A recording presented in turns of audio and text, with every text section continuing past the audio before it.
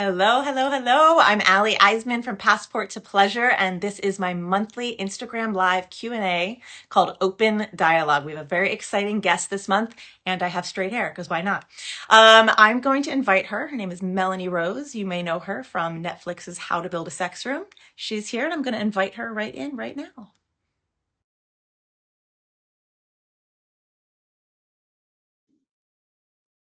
Hi, Amber. Hi, Tia. Good to see you. Hello, Hey, Melanie. hello, darling. How are you? Oh, I'm so much better now that you're here. Oh, likewise, my darling. I'm Likewise. delighted to be doing this. Thank you so much for making the time. I really do appreciate it. Oh, you're very welcome. Yeah. Always welcome, my darling. Yes. Well, for those just joining, it usually takes a few beats for folks to file in. Hi, Amber. Let's just do a quick intro. And like I said, I'm Allie Eisman, Passport to Pleasure. I'm a relationship coach, writer, and host with an expertise in consensual non-monogamy. And my guest today on my monthly Instagram Live Q&A called Open Dialogue is Miss Melanie Rose. Melanie, do you mind introducing yourself? Of course not. Hello, everybody. My name is Melanie Rose. I am the host and the designer of the Netflix series How to Build a Sex Room, and I build sex rooms for a living. Pretty Pretty straightforward. I love it. much design, and yes, build sex. Yeah. Just straightforward. Yeah. It's great. Really interesting job. Yeah, I love it. And so today we're going to dive a little bit. Our main topic is, relationships and sensual spaces, both by design. And I think that's the really interesting part about what we each do. It's really about cultivating and creating, in your case, sensual spaces in people's homes, but again, by design, right? It's not this one size fits all. And that's very much the kind of work I do when it comes to the container of our relationships. It's not one size fits all. It's really understanding what you need so that you can design your sensual space at home and you can design your relationship that suits Oh, you. So thank you for absolutely. having this conversation with me. You guys are going to see me glance down because I write notes and I write questions and I don't have them memorized. So I want to make sure we get the right questions. But if you also have questions, please drop them in the chat. We want to hear from you. We want to make sure that we're answering all your burning questions live here. That's what this is for. That's why it's live. So please don't hesitate to interact. Drop those comments. We love to hear it. So let's start a little bit kind of off of what I just mentioned. It's really easy to be in what I call default mode. And that isn't just in our relationships, but also in our home and in our home life, Mhm. right? So, can you talk about the impact that you've witnessed on your clients' relationships when they choose to create intimate spaces by design in their home, how that shifts their actual relationship as well? I think how it shifts their relationship, and for those who are lucky enough and can afford like a private space, I think it's not just sets a tone; it gives you that space that you know that you are going to go and want to use, rather than not having a place where you can have sex. Does that? And I'm trying to articulate it a little bit better. Um, you make the effort. Yeah, The I'm hearing the effort is, intentionality. yeah, the intentionality of it. It's Yeah. like how I would start if I have my own sex room, and I'm not going to tell you whether I do or not. You're going to have to guess. Um, I would start with sort of like my date night, and then I would have, prepare my supper and stuff like that. Then go to my dedicated space Mm, and carry out my intimacies and my own desires, and hopefully pushing one's own boundaries. I love that. If you think Melanie has her own sacred sensual space, drop a one in the chat. I want to see what you think. I love that. I think again that intentionality, right, of really designating those spaces, whether it's a meditation room, a sensual space, really imbuing those spaces. It makes it a choice and it's not this afterthought, right? I think we can get into when we're in one somewhere. Yeah. We can get into this again, that default mode. We're kind of asleep, right? We assume, oh, we're in a relationship, so sort of, that sensual sexual part, we're kind of, just take care of itself. And we are the shepherds of our relationship. We are responsible for cultivating that regularly and intentionally, and space plays a huge part in Yeah, that. it does, and I think you've hit the word. You've uh, nailed it there by saying, using the word intentionally. We are so busy, our lives seem to be rushing past us. And, when we first meet somebody and we are initially attracted to them, and then we do all that flirtation, and then we have that wonderful, getting into bed with them for the first time, being really, really intimate, it's that honeymoon period that's, does peter off after, been dating for so many months or so many years. And it's same with you when you get married. So get a dedicated space for that. Is a really wonderful way to bring back that spice into that relationship. So the intent, being intentional about going there and using that space, particularly for making love. Because I think it's a really good it's like thing. your sensual gym. It's like, okay, I was fit once, now I never need to work out again. No, you had great sex. You got to cultivate that. You got to keep Oh, visiting. absolutely. I would call it, yeah, you know what? It's very funny. I think I would probably call it a sex gym. That would Sex be gym, rather love fun, it. rather than an adult playground. Yeah, both apply. I'm a fan Yeah, of both them. apply. Yeah. Wonderful, thank you. So on that, what would you say are some of the biggest challenges that you've faced when working with your clients? Because you mentioned boundaries, which I think are really important. I want to share briefly how I talk about boundaries. The idea that we have, I think, culturally is boundaries are these walls, right? These rules, these restrictions. Boundaries are really just the edges of your comfort zone. And once you understand where they are, then you know where you can push consensually in a safe space in order to grow. Because if you're always comfortable, you're not growing. So it's kind of necessitated for your growth to be able to kind of gently push on those boundaries again, consensually and in a safe space. And so on that, I'd love to know what challenges you've met, working with your clients when, maybe they're really clear on what they want, but, you're so good at what you do. You can really see, as we saw in the show, what people need, maybe more than what they want. Can you talk a little bit about that process of really helping people understand where they might need to push a little bit beyond their boundaries to really build the sex room that they need? Yes, of course. I always like to push my clients' boundaries. So I am really as in the show, that little yellow handbag that I have, pulling out butt plugs and vibrators and floggers and so forth. I do that in real life, but I do it with a suitcase because I have so much stuff. It's bigger. Yeah, and it's bigger. So and it's pushing those boundaries, not in a necessarily BDSM way. It's like saying, have you ever tried anal sex? It's like, Mm, okay, what were the difficulties with that? Have you, was it a turn on, turn off? Have you tried, vibrating a butt plug and things like and so forth? And the idea of floggers. And I always ask my clients to actually do some research on that as well. mm, I mean, yes, of course, I could send you off to, get some lessons on flogging and things like that. But it does, pushing your boundaries doesn't always mean that. Pushing your boundaries could be so many other things. So I really try to encourage my clients to try new things or toys but they haven't perhaps tried, or look at things from a different angle. mm, I think a perfect example of that was back in the show Taylor and AJ. mm, When I mentioned flogging, she was like, yeah, no, both of us have had a really bad experience with yeah, flogging. But then part of the show was we wanted to try and push people's boundaries by taking them out to areas and spaces, and with the um, absolutely skilled artisans we came across, we could try and push their boundaries. So we did that with Taylor and AJ, and that's why in the end it was like, great, I love flogging. Now I know what it entails and how safe it can be and how much fun we can have with it. yeah. That's how I that what you see on the show is what I also apply to my clients in real life. Beautiful. And I also encourage everybody and all my clients, to push the boundaries by having some boudoir photography. Yeah, I love that. There's actually a great comment too. Someone just mentioned like what they really took away from the show is learning that it doesn't necessarily have to be this huge makeover, right? It's right sizing what works for us. So it can be as simple as a boudoir photo shoot and you put up a few new pictures, or it can be a whole renovation, Oh my God, depending on where yes, that, yeah. absolutely. It doesn't, there are just little elements you can add to your space that make it even more personal. Yeah. And I love your approach too. It sounds like you really come from curiosity when you're inviting, and it's an invitation. It's like, okay, have you thought about this versus let's try Oh, this.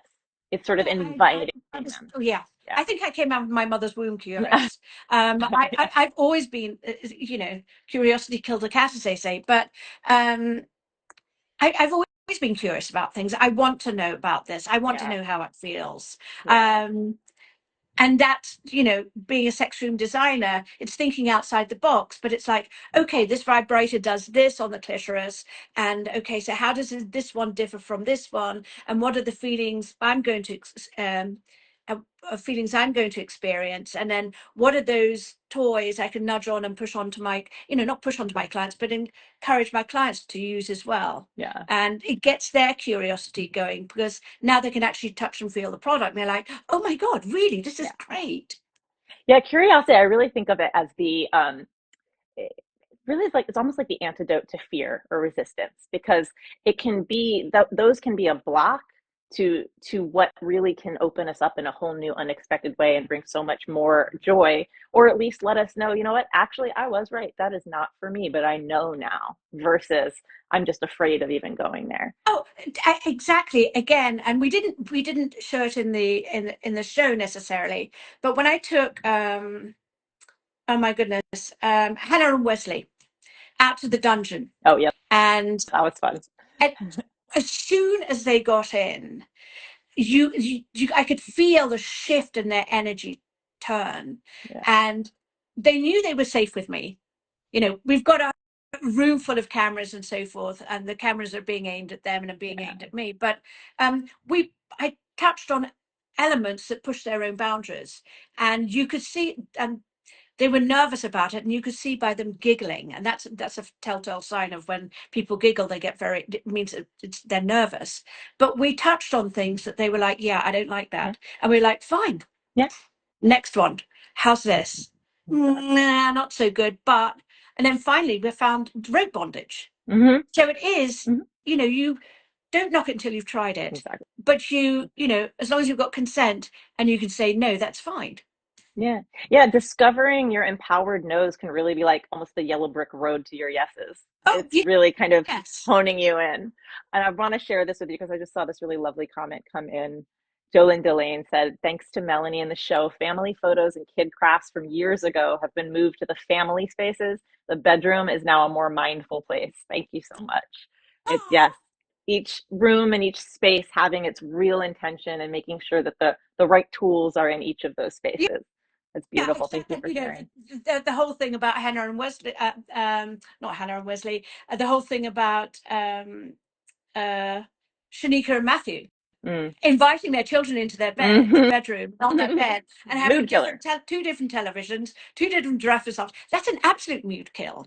Oh yeah, I know we have children, and we want to nurture them, but you still need to go back and nurture your yeah, relationship with your partner, and in essence also your marriage. You need to take exactly. it back, about rekindle what first brought you together. Absolutely. Something I always say is, even if you're in a couple, you're actually already in a threesome. There's you, your partner, and the relationship, and activities and intentional choices like this, creating that space for your relationship is really something. Again, I think a lot of us put on the back burner because we make this assumption, oh, we signed this contract, we did this thing. But we do have to. This is a practice. Relating is a practice, and creating spaces in which we can do that intentionally is so key and so important. I love Yeah, oh, that. absolutely. It's it's funny. I just don't know why I thought about it, but one of my bedrooms is like a wall of sex toys. It's like walking into a store of like, Oh my God. okay, it's the choice of this, choice of that, darling. What should we play with tonight? Exactly. Let's try this That's one. that's 100% the adult playground. That's That's like which absolutely the toys. adult playground. Yeah. Yeah, Well, and that's like, and then and that's the giggle and the play. Like it should be fun. yeah, it also, it's in the show. It didn't need to be like a dungeon. It was about centralizing perhaps the bedrooms along with the bathrooms or the big spaces, making it a little bit more sensual, and with the intent of bringing back the romanticism in your Yeah. relationship. Yeah, and I love how you're so much like me. Like we're both kind of nerds about this, that curiosity that need to like always uncover. I call myself a non-monogamy nerd, really like trying everything out so we can really share that through our lived experience and our joy. And you're so textural. You really include all of the senses and really break that down and making sure each one is so fully engaged. I really, really appreciate watching that part of your process. On that, or maybe it's something else entirely, what would be like I'd say, let's say your one, if you can narrow it down to one, your top tip for someone in the audience that's watching right now that they can do today, right now, to create more sensuality in their space. Okay. Well, let's talk about perhaps the idea of perhaps restraint, Yes, either restraint please. free or yes, exactly. I knew you'd say that, darling. So I would get an underbed restraint system. I love Go that. to look, I'm not being paid for this, trust me. Go to sportsheets.com and go buy their underbed restraint system. It's an eye opener. That little bit of restraint, it doesn't have to be a hard restraint, is in itself arousing. Mm, Being hmm blindfolded, not knowing what is going to happen next. It could be just gentle, sexy kisses, from the ankle up to the inner thigh and all those. But I just love that idea of, it's my go-to thing. I'm like to my clients, do you have underbed restraint? Yeah. Oh, you You don't? Okay, you they're on don't? the left. Who doesn't have, no. Well, I love that. You know, no, I was going to say, but they are discreet. You don't see yeah. them. You just slip under your That's mattress. what's so beautiful is they just tuck right under. It's just two straps basically that crisscross. Yeah, And you tuck them away when you don't need them and you untuck them when you do. yeah. And it's just this beautiful little subtlety. And you can, exactly like you said, when I started playing with push pull, restraint, that sort of a thing, that opened up a whole new access point to actually my empowerment. There was this uh I'm going to just touch on this briefly, the juxtaposition, the dance that is power exchange and power dynamics. Yeah. It's not even really about restriction. It sounds kind of counterintuitive, but for me, I'm such a dominant force in my life in every area. Being restricted in that way actually freed up a whole other new part of me in a way that I was not even expecting, to a point that it is one of my favorite things.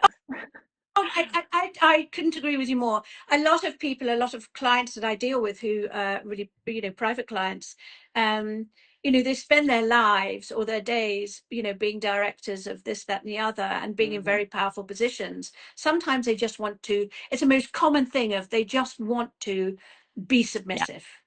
They want that And because it's hard to. submission. It's Yeah, and hard to it's give hard to. that. Yeah, Yeah, but it's also incredibly sensual. So very. the whole idea, and I've got an A-type personality. I'm rather like you. No. Yeah. My partner maybe not so much, but just to give that up is I find arousing and sensual myself. Yeah, the level of trust and communication that is nurtured through really understanding that dynamic, because you don't just jump into that. It's really important to understand these dynamics before you start playing so that you don't inadvertently, unintentionally, harm yourselves or each other. No, Yeah. it's like everything starts with a conversation. Hmm. So it's a conversation with my clients, conversations with their partners. What do they want? What do they achieve about that? Absolutely. And if you've got a great, if you've got that great partner, that really solid relationship, I believe you should be able to communicate that to each other. Yeah. Sometimes it might be a little bit hard, but I'm hoping if people have had the chance to watch How to Build a Sex Room on Netflix, they might want to make some notes. Yeah. And also laugh at it. It's fun. Sex can be fun as well and funny. 100%. My favorite connections are ones where, a moment of extreme pleasure blends seamlessly into a moment of extreme, hilarity. Like being able to groan and laugh simultaneously. It's just that level of intimacy. Again, it puts that play back in. And I think even to your point of, when we get maybe a little nervous or I want to bring up this new topic, I'm not sure how, again, that approach of curiosity, of maybe posing it as a, hey, I was hearing about this, like, what do you think? Or even, I don't know, watching a show like How to Build a Sex Room, sitting down and talking about it, getting Well, yeah, exposed to new things together. yeah. When we were talking about the show and the execs, really we talked about it as being a conversation starter for couples. Yes. And we wanted, High Entertainment, Netflix, and ITV America, they wanted a show that created conversations about the topic of sex that you would not ordinarily see on television. Yeah. And they wanted people that could be your next door neighbor. Yeah. They didn't want necessarily the outrageous types, because it's not digestible for everybody. Yeah. It's very easy not to you. It's not a lot I'm shocked about. In fact, I don't think I'm shocked about anything. They did try during the show, but it doesn't matter with me. It's like, yeah, no, no, no, been there, done that, got the t-shirt. So, um, yeah, I think it's, as you said, it's sit down, watch a show, take notes. And I love getting DMs from people who said, you know what, my husband and I watched your show, and we went out first, our first trip out to an adult toy store, and I was like, yes. And they Oh, said, I oh my love god, we that. bought a flogger. I was like, yes. I I mean, love that's that. just so great. So the show had an impact worldwide. Ha- For had an those, for impact. those, I yeah, see, for Melanie. purposes. I mean, it's just, oh yeah, No, so true. Sorry, I'm punny. I'll stop. But it's exactly that. If we can't see ourselves in there, it feels, out of reach, kind of far away. It's that, if you can see it, you can be it kind of idea. So I think that was a really brilliant choice in the show of making sure that it was, a diverse selection of people, but very, very, attainable people, very familiar people in a lot of yeah. ways, which is actually leads me perfectly into this next question. When you and I first met, the reason I wanted to introduce myself is because one of those approachable, attainable or clients on this show was actually a six-person polycule. And as a non-monogamy expert who works with, couples, thruples, and all dynamics, we don't see that level of representation very often. It's starting to change. But in a show that was so clearly created to really appeal to as many people as possible, to see that include other relationship dynamics was very, very exciting. And so I'd love if you wouldn't mind just for a few moments to kind of share some of kind of both sides, like some of the biggest challenges maybe you experienced with working with a new relationship dynamic like that, and some of maybe the unexpected benefits that you discovered through working with that polycule. Well, funny enough, I had never designed a room for a polyamorous family. So I was like, Might oh, as well this do is it going to live be, on TV. yeah, and did God, yeah, and this is going to be really interesting. Um, and I met Soria and geez, I forgot his name. Sorry. Um, and chatted to them first. I mean, I was really curious about what is it about what makes a polyamorous family, and what I found out and was really cool to me. It's not just about the sex. Sex is only just a small part of it. I mean, they have dinners together, they have movie nights together, they go hiking together. It's like an extended big family. Now, if they have relationships outside of that, be it, they do that. But for me, I was like, oh my God, it's all about love and just talking to each other. I mean, it was exciting because I got invited to their barbecue, which uh, they filmed, and it was really fun. I mean, I think time crunch was they couldn't film the really funny bits of me crawling on beckoning Arturo as he was crawling on all four legs, coming up to me and just saying, "Hey, could you spank me?" It was really fun, and what a great diverse group of people. Really, really interesting folks. Yeah, I really enjoyed it. yeah. But No, the it's going back oops, to the sorry. design aspect, sorry, Yeah. going back to we always do this when we have lunch. um, Going back to the design aspect of it, I found that even more curious Mm, because I'm now dealing with people with six different personalities and yeah. six different wants and needs. So in order to make sure that there was happiness within everybody, um, we did, I did spend time with each of them. And, you've got the voyeur, you've got Prince, who was, gorgeous and who loved the idea of bondage, but loved the idea of different types of rope, Mm, be it hemp or horsehair or silk. He loved that feeling on the body. Um, I found it just fascinating, and so I hope, and I think I did include everything that each one of them, and a segment of each one of them I included a piece of them into the room. So it was great.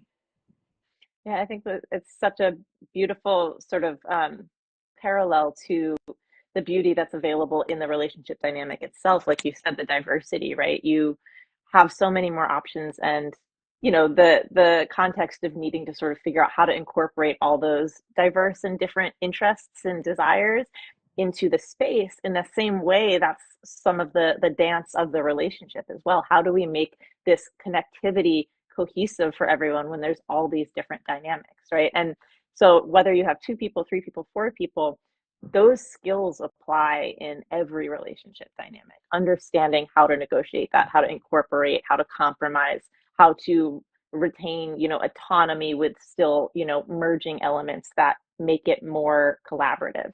Right. And yeah. I, yeah. And I love designing that room because sex rooms are so synonymous with the word dungeon. I don't Mm-hmm. get it. Mm-hmm. Dungeon is like a jail. It's like a cell. Mm-hmm. I don't understand why the sex dynamic comes in on that. So, Well, it's like for me to, non-monogamy and sex. It's like, oh, open relationships about sex. There's this connotation, this merger that's yeah, not yes, I know. accurate. It irritates the fuck out of me. But doing their room was really nice Mm, because of understanding the relationships they had within each other. yeah. And when we stopped filming, they were like children in a fucking Oh candy yeah. store. They went Oh into yeah. the sex room and said, "Oh my god, look at this! Oh my god, did you see that? No, no." Showing this all, and then I had them hanging from I the chains in the ceiling. I was like, "Oh my god, I think they really like this room." think so. I think they were into it. Yeah, Definitely. it was very fun. It was very fun. Oh yeah, and there's a few people dropping comments too that really appreciated how you handled that episode too, how you navigated working with the polycule and everything. Yeah, it's beautiful. And what you noted earlier, with they have other relationships or they're, only dating each other. That's basically, what we talk about, whether a relationship is open or closed. You can have a closed relationship with 2 people. You can have a closed relationship with 4 people. Right, right, It's right. the agreement, right? And just like the negotiation of the space and creating that space, it's the negotiation of creating the container of the relationship. Yeah, don't Yeah. you think these days that non-monogamy is much more um, well recognized with millennials or Gen Z? Do you think they're more into non-monogamy than they used to be? There's more talk about it publicly, certainly. What's interesting to me is I keep kind of paralleling this, moment, as people are calling it, that non-monogamy is having, hopefully is more than a moment, to kind of the surge in interest in public interest that happened back in 1997 when the Ethical Slut came out. The Right, difference is, my hope is that we now have this. We have social media, which offers a whole new level of not only conversation and keeping conversations going, but also a whole new level of I don't know if this is the right word, but like exposure, a window in. right. We can see so many more ways of being, of connecting, so that we can dismantle these, quite frankly, myths and misinformation that abound. A sex room doesn't have to be a dungeon. A Right, multi-partner right, right. dynamic Yeah, isn't about the sex any more than, your monogamous relationship is just about the sex. right.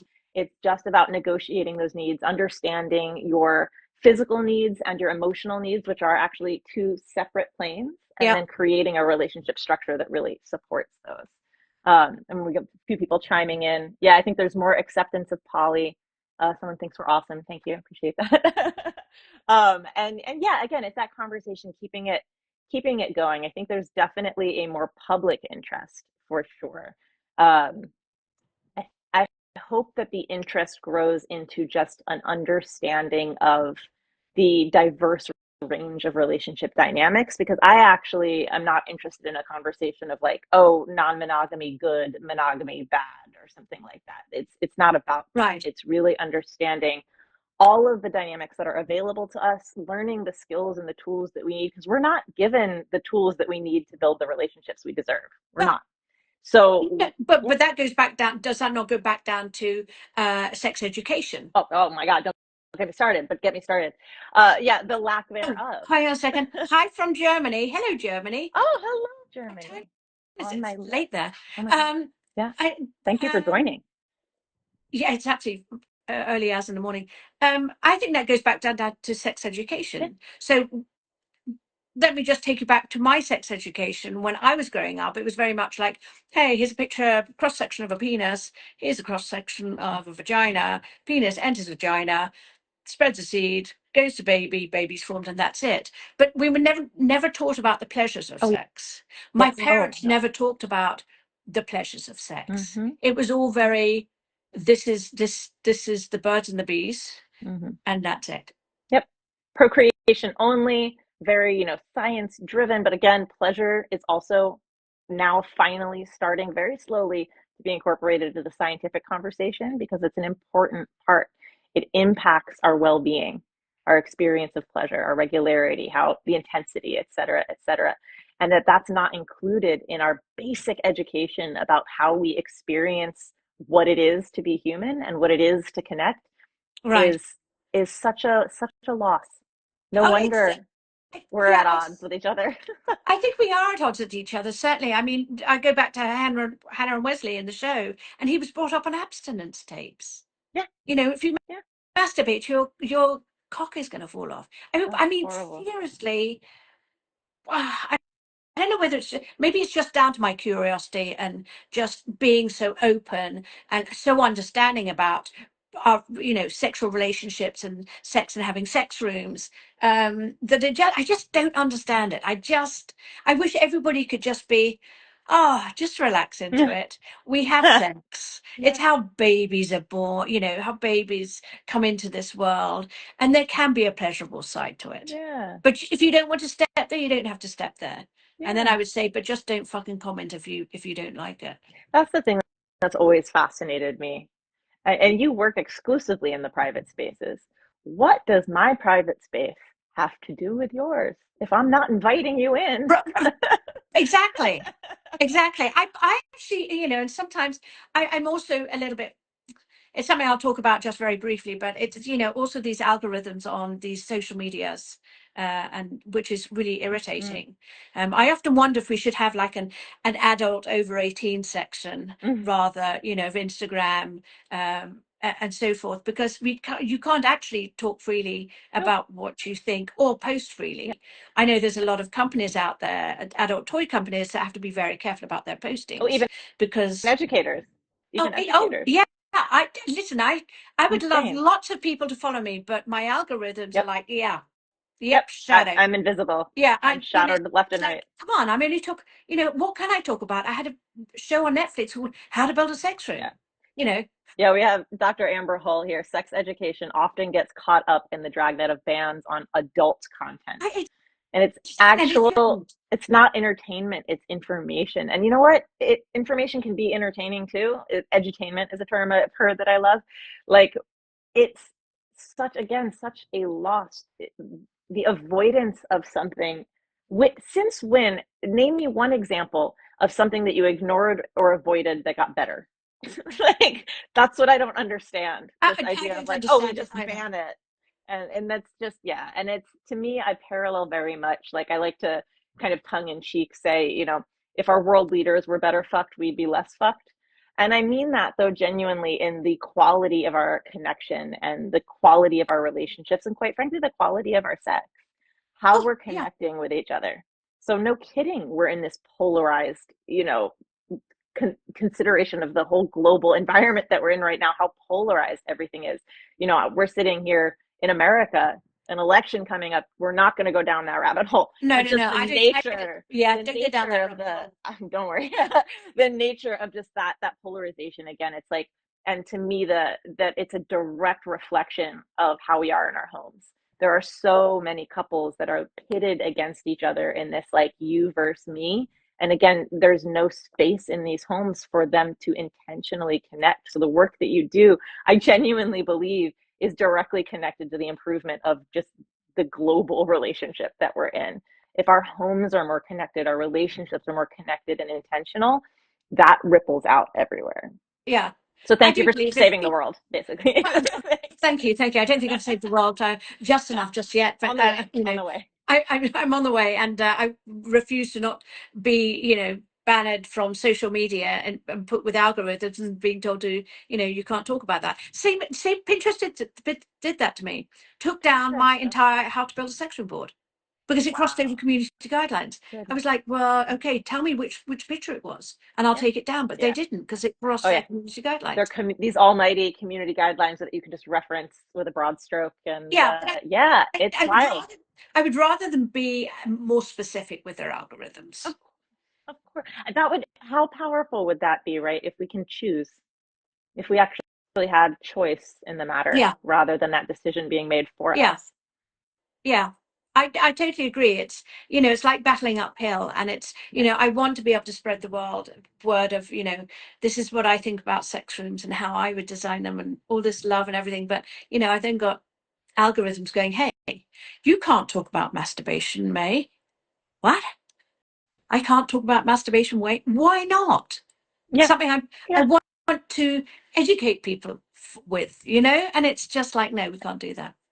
Yeah. We're being sort of like like a helicopter parented by this almighty algorithm. Oh yeah, someone says we aren't, yeah, we're being treated like we're not adults able to choose what content we find acceptable. Yeah, I think exactly. Oh, somebody said there, I think, will I still be designing in 10 years? yeah, I saw that. You heard it here, folks. He's not going anywhere. Of course. But I do think it comes, I think it does come down to, I don't know.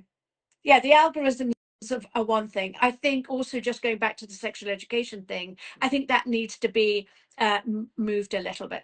We needs to be more educational, I think. Yeah. I mean, And masturbation made stems back from, I think it was 1997, when the Surgeon General suggested that masturbation should be part of a sex education. Now, in 1997, I can see that was, I mean, she got fired. It's in the, I believe it's in the Clinton era. So, but is that something one should be taught? But is it, I don't know. I it's something that we're doing. Or, So if we're taught how to do it safely yeah, and in ways that are appropriate, and or that's a whole other rabbit hole of what is appropriate, who gets to decide that, I get it. But yeah. if we're at least taught the nuts and bolts, pun intended, of Hi, that sort of activity Dr. that we're Tara. going to bring. Oh yay! Hello, thank you for Hi, joining us. darling. Love it. Um, Information is powerful. We can do it more Information is safely really, because people yeah, are going to do it anyway. That's the right. thing, right? So So, we're doing these things. Let's do it safely. Let's do it intentionally. Let's do it, in the right spaces, things like that. yeah, definitely. It's things. I think things have to shift and they have to change. I do, however, feel that it's what's really interesting is I think Europe and UK are much more liberal and open Hmm. about sex than the Americans. Yeah, I think you're pretty on point there, and it's always been so interesting to me, like my experience, growing up here in the States, and I'm lucky enough to do a decent amount of travel in my life, and will plan to continue doing so, and more and more. I've been able to see so many other versions of love, sex, relationship, connection that it's such a shock to my system when I come back and it's like, oh, right. Because here it's like, okay, there's life and everything in that. And then over here, there's sex, which is totally separate. When there literally is no life without sex, there is a Exactly, part. exactly. Yeah. Yeah, I, Yeah. We got some I, agreement from America. I agree. I was lucky to be brought up, holidays in the Mediterranean. So being Mm. topless for me was, quite the norm, and everybody else was fucking topless, and didn't bother, So that's just how it was, and it was accepted, and it was just a normal thing to do. Whereas here, you could not necessarily do that. I think you'd be arrested. Yeah. Although I've heard there are some places where you can. It has to be specific areas where you can go naked. But you know, Yeah. it's a free There's some as some well. beaches, some beaches, and although I believe, feel free to correct me because I don't know how updated this information is. I think technically in Manhattan, at least, if not the state of New York, you can be topless. It's just sort of what level of risk are you willing to take because there's the unfortunate reality of you're in a city in America, um, and it's not maybe the best place, but I think technically it's legal to be topless in New York as a person Oh, with how interesting. I families. didn't think I'd want to walk I around the think. street topless. No, But yeah, but that's the thing. That as much as I enjoy that the right environment is pretty key for me as well. So, but again, it's that choice.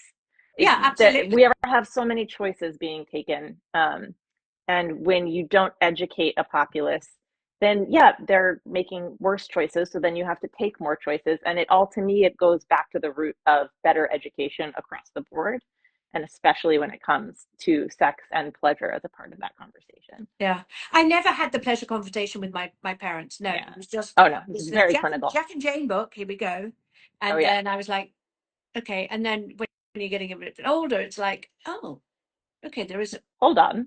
hang on a second. There is pleasure. There's erogenous zones here. These need to Mhm. be explored. Oh So yeah.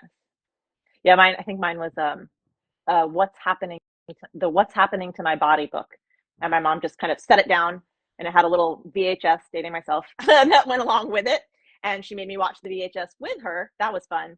Um, and then just here's the book. And so, of course, I immediately leafed through it, found the best diagram drawings, and invited my friends over, and we giggled. So I mean, that was my sex education.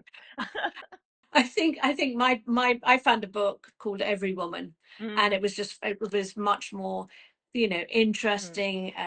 It was gave put the pleasure on the page, as it were, and I thought love that. that was right up my street. I But love that. Yeah. When, oh, it's sorry. weird in this day and age. I mean, tell me, Yeah. if you had a child, would you want to talk? Would you ultimately, obviously, they would do sex education at school, but at home, would you take that sex education on to a different level? Uh, Yeah, I mean, taking into consideration developmental stages and making sure that, the types of communication are appropriate for that stage. I think it's super important. And it would very much initially come for me from a place of curiosity, just like anything. Kids ask questions. Okay, how did that feel for you? Did that feel good, bad, Yeah, neutral? What was your experience? And really investigating it that way with them so that they're really kind of answering those questions. And then I can fill in blanks as needed, again, up to the appropriate point based on their developmental level. yeah, But absolutely, the curiosity children have is, I think, our most underutilized resource. right, It's such a beautiful reminder of a state to be in for our optimal joy to me. right. No big deal. Yeah. I love this conversation. I think we have such a hard won privilege, if that makes sense, in getting to do what we do professionally. Hmm. We love what we do, and we do it anyway, Yeah. Oh, look, and I'm how passionate about, absolutely passionate exactly. about it. It's not a job, it's a vocation, as they say.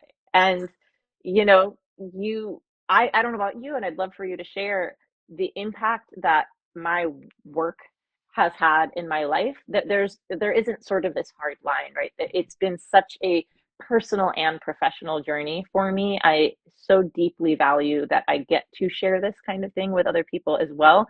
And I'm so grateful that I get to benefit from this work as well. It has expanded my life exponentially. And I'd love to hear from you if you've noticed and how that your work has impacted your own life, how you've been able to imbue sensuality and sexuality into other areas of your life. And I think it has. It's helped me. Well, look, I've always been curious. I've always been out there as a person. Um, I think it impacted me probably because I came from, and I normally won't talk about my personal life, Mm, but my previous marriage was was a verbally abusive mm, relationship. So um, when you're knocked down so much and your whole character has been taken from you, and then suddenly coming out of that and that burst of energy and that I don't know. It was really good for me, but and so sexually wise, yes, it was like, okay, I feel liberated now. Okay, I mm. can just that for me was good. I really appreciate you sharing that. Thank you. It's not as somebody says, don't talk about your personal life. I'm like, no, I'll try Yeah. not to. No, we've But been, I'm yeah, pretty we're not here to, again, I'll ask because we touch on those boundaries, but yeah. I'm never going to push you over the No, edge. it's just one of those things of like, I was also always such a bubbly person, so Yeah. bright and so wonderful. And then, that just happened to crumble and it Yeah. made me a shell of the person I was. So when I that happened, understand. and that includes sex as well. So Yeah. after that, it was just, okay, let's do this. Yeah.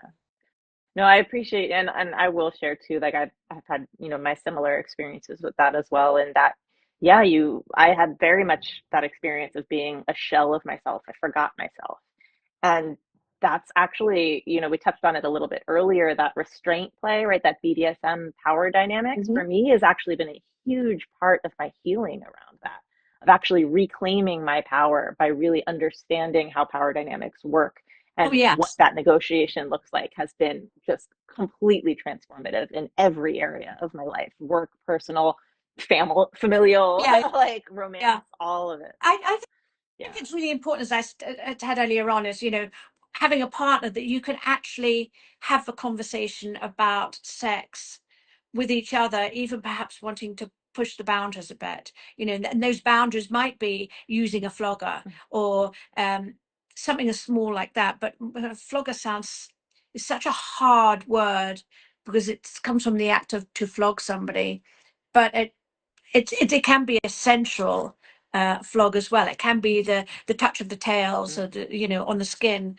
Um, so it could be used in sensual play as well. But introducing little elements that you might want to try together, without being judged by each other. Does that, Oh, 100%. You're talking about sort of that collaborative responsibility we have. Like, do you feel confident enough broaching these new things, inviting these new things in the space, but also as their partner, are you a safe space for them to come yeah, forward? Are you non-judgmental? Are you invitational? Are you curious? Because you're both responsible for that. You're responsible for cultivating that space as a safe place to play yeah, and to find out, you absolutely, know what? absolutely, No, absolutely. and that includes mistakes. I think that's an Yeah, important part too, that you will make mistakes and that's okay.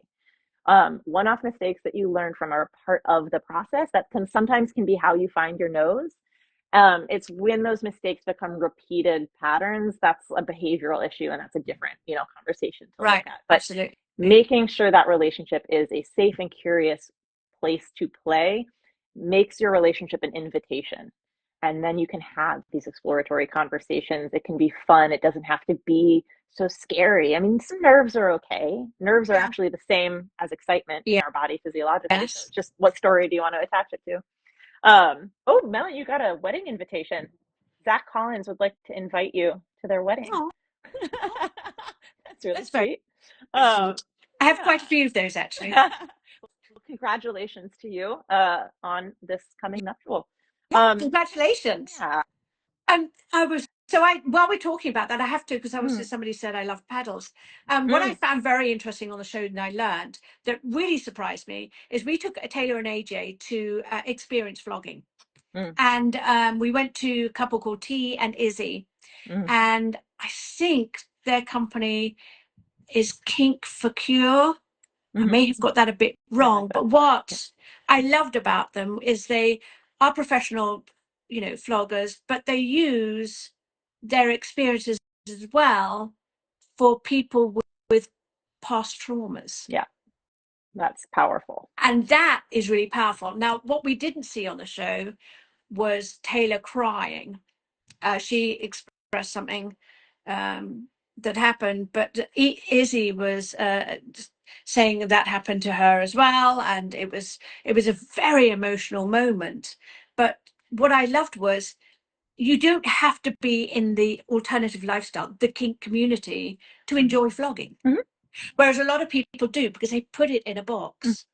Mhm. And it's like, okay, you have to be in this alternative or this kink BDSM lifestyle to enjoy flogging. Yeah. And it's like, no, you don't. No.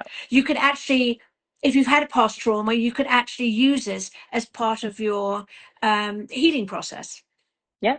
Yeah. As a myself as a survivor of SA or sexual assault, I have absolutely, this has been a part of the healing journey for me and has completely transformed some very limiting patterns that I had inside myself through this work. So again, working with knowledgeable experts in this, not just jumping in, buying all the tools and then figuring it out, really making sure that you have the right support in this is Right. key to really set you up to make sure those early experiences are ideally pleasurable, but at the very least beneficial. Actually, I have to plug, the timing is perfect really quickly while we're talking about kink. I'm actually a part of a very brief 1 week, it's called the Kink Bundle. It's an offering that's happening right now with 36 of the top kink educators, sex educators, relationship experts like myself, offering our premier courses all valued together. There's, I think, 36 of us. All the courses together are over $2,200, and you can access literally all of them for 99 bucks until the 19th. So this coming Wednesday. So if this conversation is interesting to you, you're curious, what's a paddle, what's a flogger, am I kinky? Because real quick, I'll share the definition of kink is anything outside of having sex for procreation. So if you enjoy sex for anything outside of that, guess what, my friend? You kinky. So it's just what degree, what level of kink curiosity are you? Again, like we said earlier in this conversation, learning more is never a bad thing. You'll be able to uncover what you are interested in, what you're not interested in. You'll do it from an informed place. So if you're looking to learn more, whether it's, anything from Kink 101 to rope bondage play, bondage tape, again, relationship courses as well, flirting courses. There's all kinds of different ones. You can see everything that's involved before you make the purchase, so you know exactly what you're into, because we're kind of big on consent in this space. The link is in my bio. It's called the Kink Bundle. It's like literally everything you need for a crash course in all things kink, BDSM, sex, relationships. Like, check it out, please. Enjoy.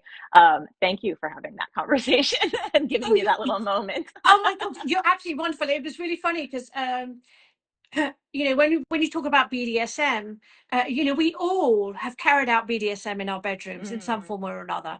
The little grab, a little grab of the hair, a little tap on the bottom, that is all of under that umbrella of like BDSM. So I love your analogy of, what is kink? What is kink? Anything over procreation. Yeah, well, and I have to give that to Nadej of Pleasure Science, who really introduced me to that framing today. Oh, Beautifully. that Beautifully. really sort of like goes, okay, so we're all fucking kinky, Mhm. in some Yeah, form or some shape or form, and exactly. we should be. Yeah, And you wear that badge proud. exactly. What flavor, what color, what degree? It's fine. We're figuring it all Yeah. out. Oh, absolutely. Yeah. Are you kidding me? And you always are, right? And that's like, you and I talk a lot about curiosity. I'm a forever student. I am still learning. I hope to always be learning. I hope to be on my deathbed, and I hope it's got silk sheets. But I hope to be on my deathbed going, oh, wow, I never thought of it that way. And she's gone. You know, Like, I want to be learning to the end. I always like to learn, and I always like to. I've always been a hands-on interior designer. Even when I wasn't doing just sex rooms, I was there with my outfit on underneath the houses, doing the underground, looking at the underground work with the electricians. Looking at the all these different types, how plumbing works. You know, or just to feed my curiosity. I want to know how it all comes together, how it actually works. So the other week, I just needed to do, instead of hiring a handyman, I needed to do some skim coating. Skim coating is like a coating of plaster across, you smooth it out and then you can paint. So I had a bit of, damage from some water during the rains that we had in the winter, during the winter. And I was like, fuck that, now I'm going to do it myself. So I just did. I took myself off to Home Depot and just got some plaster and I've skim coated the area. And tomorrow I'll paint it. How empowering is that? I think incredibly empowering. I know how to Isn't it fix great? toilets. I know how I've fixed all the toilets in the house. Yeah, all the Okay, that's gardens. impressive. Yeah, I think I can get it to that is stop pretty cool. running. Yeah. Yeah, Yeah, that's I've amazing. done that as well. I like to teach myself, and I think it was one of the things I touched on going back to my show when we did the Frisky Farmers. It was terribly That's funny great. because the both of them had learned about fire play and about bondage because they watched YouTube videos. So it's like, great. I love that. If you're curious about something, do some research on it and go, okay. Same with Hannah and Wesley. Wesley said he got so into the rope and was so curious about it, he watched YouTube videos on it and can now actually do his own knots. I Oh, mean, that's brilliant. how I love that. incredible is that? Yeah. How empowering is that? I think it's fabulous. That's the beauty to me of, look, there's pros and cons to everything. Social media, content creation, it's this beautiful gift where we can access so much knowledge at the drop of a hat from Right. literally just about anywhere at this point.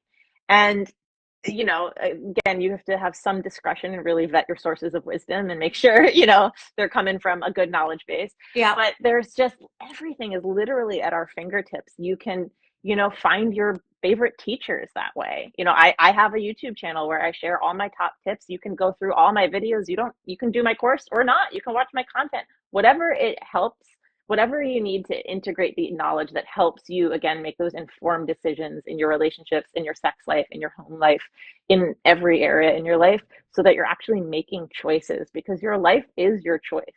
Your Absolutely. relationship is an agreement. It's all choices. Yeah, absolutely. Oh, this is Yeah. such fun. I wish we could Me go on for too. fucking I'm hours. so I'd get the delighted. wine out. Oh yeah, this is 3 hours. I didn't tell you we're gonna just Oh, keep we do we're three. just I gonna can keep do going. three. Darling, I can Fine. do 3 hours. No problem at I all. Oh my just God. want to go through really quick, make sure we didn't miss any.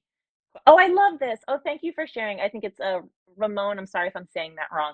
I met a woman who thought kissing passionately in public was kinky. I think that's such a great example, again, of we all have our, uh, our risk tolerance. I guess it's not quite the right terminology, but like kinky is a little different to each of us, and there's not this like kinky enough.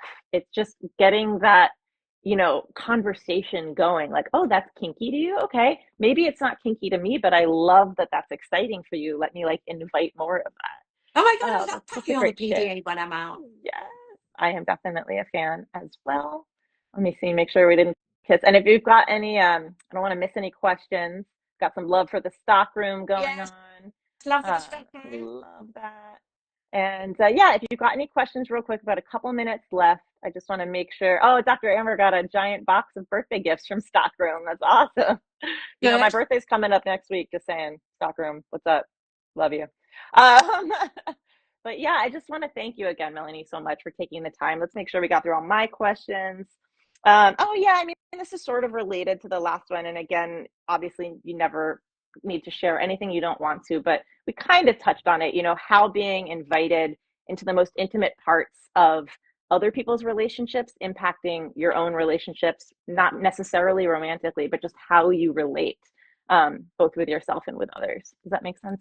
I think kind of it does make sense. I mean, I'm sort of like not in work mode. Oh, I suppose I'm in work mode. Mm, So when I'm talking to my clients, mm, because I'm very matter of fact about it, mm, I don't beat around the bush. Okay, what do you like? What don't you like? Okay, mm, diddle diddle diddle diddle. So, but I don't really talk about it much at home. It's mm, just it's there, and then mm. I just need to get on with the design.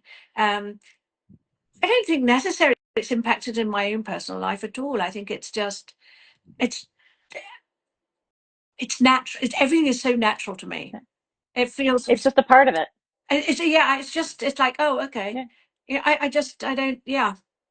I think that's so great. It's like the romantic and the mundane, the sensual and like the everyday. That it is a part of the everyday of life. If you enjoy taboo, that's okay too. But really, not having that aversion to incorporating sensuality and connectivity just in your conversations and how you move through the world. I think that's, yeah, it's beautiful. It is work. It's work that you enjoy, is what I'm hearing. Oh, good. It's work that you don't need to It's take work. home. Yeah, it's work that I'm passionate about. Yeah, It's um.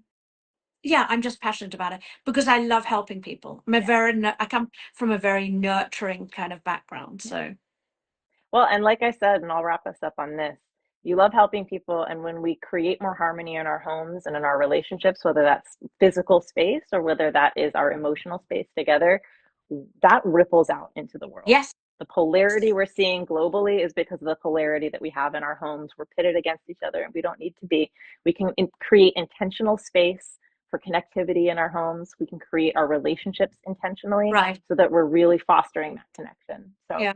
thank you so much for having this Oh, conversation with thank me you. today. I always loved chatting with I you. appreciate you both being so frank and honest. Ah, Oh, you're welcome. Yeah. yeah, this is kind of our main, this is our MO, our setting. This is our thing. And I would absolutely do it again and again with you. You know that. Hey, don't threaten me with a good time. See what happens. Oh yeah, I'm hi Melanie. So learning new skills are very area of life and expanding. Yeah, Thank you. Oh good. All right. awesome. It was so Ah, fabulous. Yeah, we should do this yes, again, darling. thank you. All right, guys, should we do it again? Drop a heart in the comments. Drop a heart. Should Let us we know. do it Should again? we Do do this you want again? to If hear if more? we hit 100 hearts, we'll do it again. Oh, Wonderful. Thank you so, so, so much. you're welcome, my And darling. yes, thank you all for tuning in to Yeah. Open Dialogue. Again, I'm Allie Iseman with Passport to Pleasure. Thank you so much, Melanie Rose. And don't worry if you weren't here for the live, we are going to share this. The replay will always be available on our walls, our And feeds. do follow me on Instagram. Yes, yes. Thank you so much. All right, everyone, have a beautiful rest of your day, evening, afternoon, wherever you are. Bye, Have a beautiful one. darlings. Bye, everybody.